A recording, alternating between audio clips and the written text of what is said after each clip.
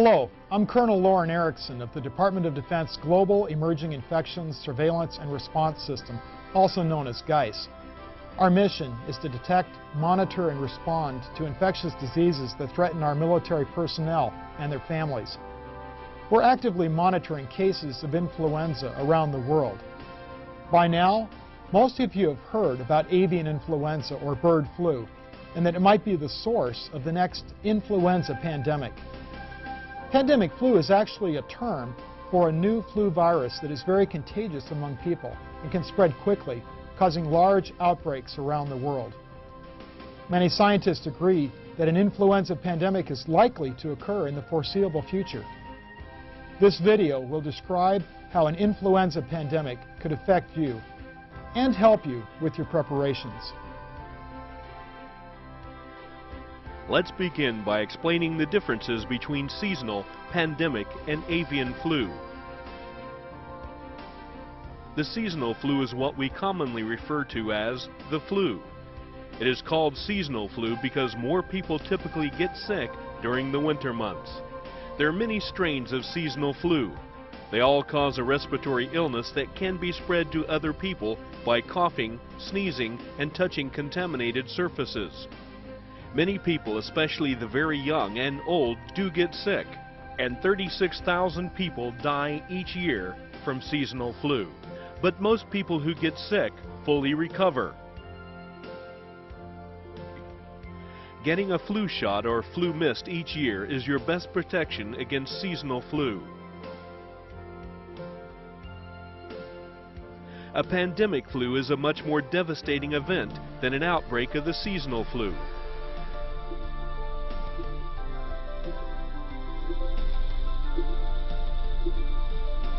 It is caused by a new flu virus, or one that hasn't circulated in a long time, that is hard for our bodies to fight off because we have little or no immunity to the strain. This type of flu can spread easily from person to person. Flu vaccine is usually in good supply for seasonal flu, but in a pandemic, vaccine may not be available for 6 months or more. There were 3 pandemic flu outbreaks during the 20th century. By far the most devastating was the influenza outbreak in 1918. Within 6 months between 1918 and 1919, millions of people died. Nearly half of those who died were young, healthy adults. A pandemic flu can spread quickly from person to person and around the world, infecting a large portion of the population. Currently, there is no pandemic flu, but there are many experts who are concerned that avian flu could lead to the next pandemic. Avian or bird flu is an illness that occurs naturally in wild birds. One type, H5N1, is deadly to birds and can be passed from birds to humans. This strain of avian flu is what most of us refer to as the bird flu. Doctors began seeing bird flu in a very small number of people in Southeast Asia in 2003. Since then, the illness has spread away from this region through the movement of infected birds. Although it is not a pandemic, it has caused serious illness in the small number of people infected, and more than half of them have died. The people infected often live or work directly with poultry. The threat of avian flu might worry you if you're planning to travel overseas. You can travel safely to areas affected by bird flu if you follow a few precautions. Avoid contact with birds, especially in live bird markets or local farms. Eat only fully cooked poultry, egg, or duck dishes. And clean your hands frequently. If you become sick while traveling, contact the local U.S. Embassy. They can assist you in locating medical services and informing your family and friends. You can also contact the local State Department officers online at the State Department website shown here. After you return home from an infected area, watch your health closely for 10 days. If you become ill, tell your healthcare provider your symptoms, where you traveled, and if you had close contact with birds or sick people. The Department of Defense is acting to protect you and your family in the event of a pandemic flu. Our medical departments have been stockpiling medical items that will be needed, for instance medications and personal protective equipment.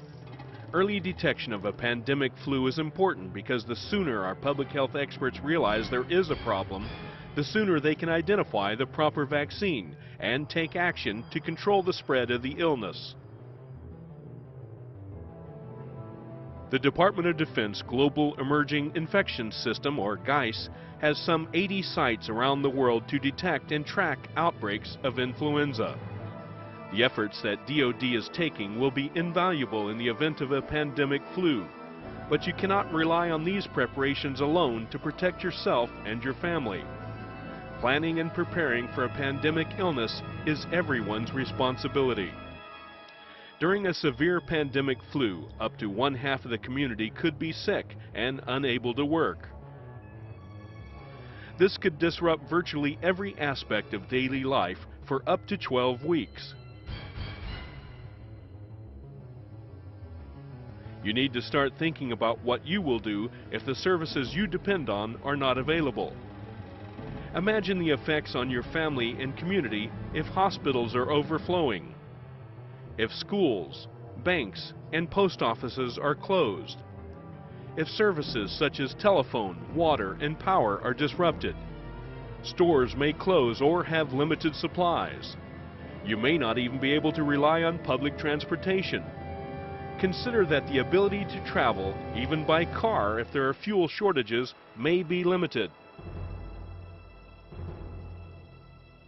Preparing for disruptions like these to your daily life from a severe pandemic may sound overwhelming, but you can organize your preparations in 2 main steps.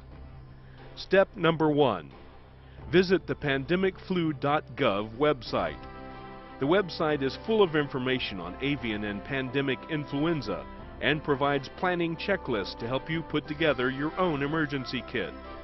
Save this website address because it will also be one of the first places you should go for information and public health guidance in the event of a pandemic flu. Step number 2. Put together your own emergency kit. This kit will include items your family will need in any disaster.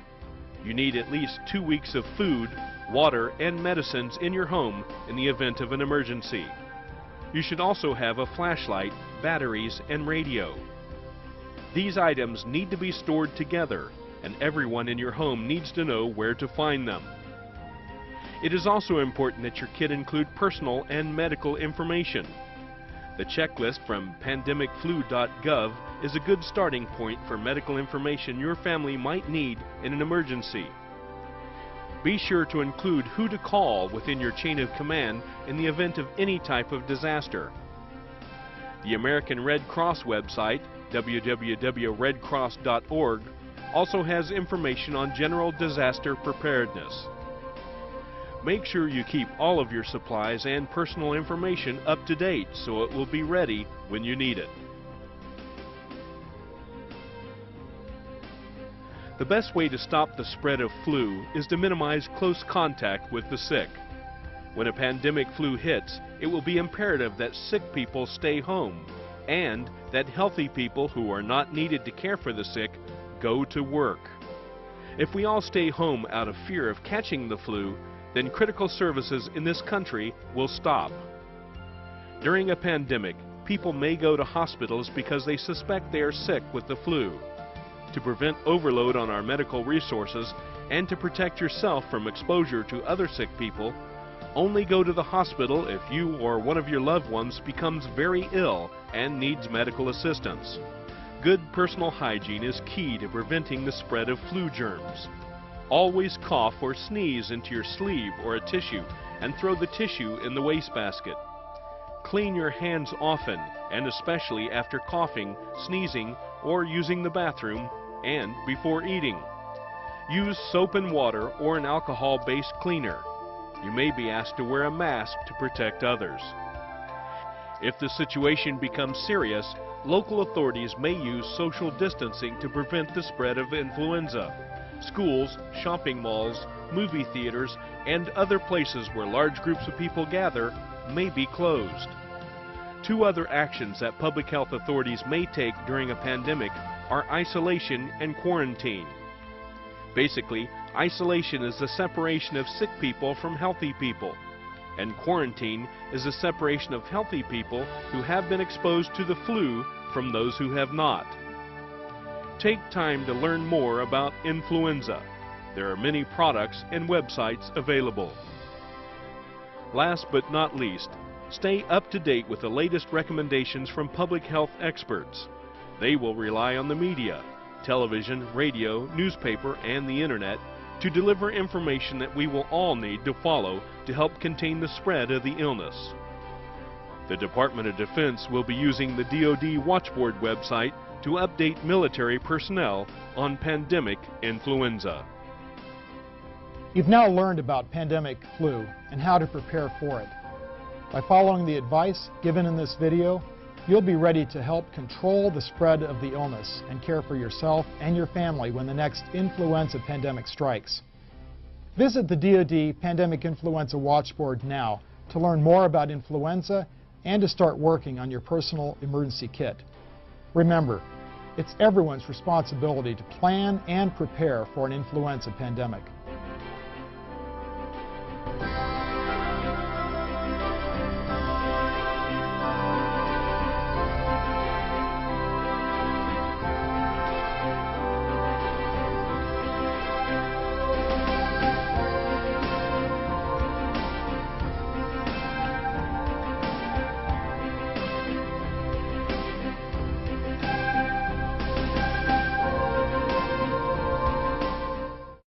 Around the world. Many scientists agree that an influenza pandemic is likely to occur in the foreseeable future. This video will describe how an influenza pandemic could affect you and help you with your preparations. Let's begin by explaining the differences between seasonal, pandemic, and avian flu. The seasonal flu is what we commonly refer to as the flu. Getting a flu shot or flu mist each year is your best protection against seasonal flu. A pandemic flu is a much more devastating event than an outbreak of the seasonal flu.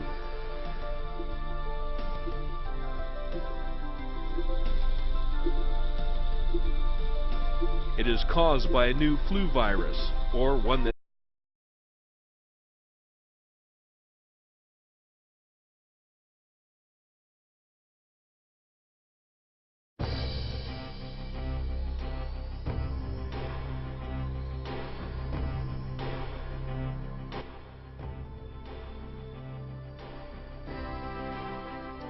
Hello, I'm Colonel Lauren Erickson of the Department of Defense Global Emerging Infections Surveillance and Response System, also known as GEIS.